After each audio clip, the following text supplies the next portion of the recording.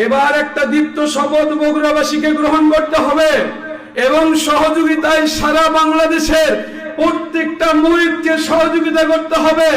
আমরা এবছর আলতাপন্নিসা খেলার মাঠে, জয়পুরহাটের 0 পয়েন্টে সহ আমাদের বাংলাদেশের আনাচে কানাচে যেখানে মুর্শিদ কিবলার মাহফিল বন্ধ করা হয়েছে, যেখানে ঢুকতে দেওয়া হয় নাই, এই জায়গাগুলোতে মাহফিল করব।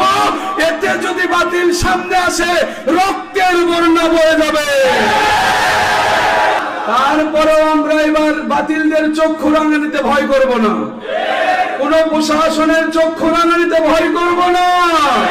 আমরা এবছর দীপ্ত শপথ গ্রহণ করেছি, আলতাপন্নিসা খেলার মাঠে মাহফিল হবে ইনশাআল্লাহ। জোরে বলেন ইনশাআল্লাহ। ইনশাআল্লাহ আমি বিশ্বাস করি আপনারা আমাদের সহযোগিতায় আসবেন। এবার আসবো আমরা ইনশাআল্লাহ, দেখবো তাদের কত লাল চক্ষুওয়ালা আছে। আমরা এবছর একটু দেখতে চাই কি হবে। মরে যাবেন, যাব, কি হবে? স্ত্রী আমাদের বিধবা হবে, চলে যাবে, সন্তানের দিবে হয়ে যাবে। একবার কারবালা হওয়ারও দরকার। কথা বলছেন না কেন?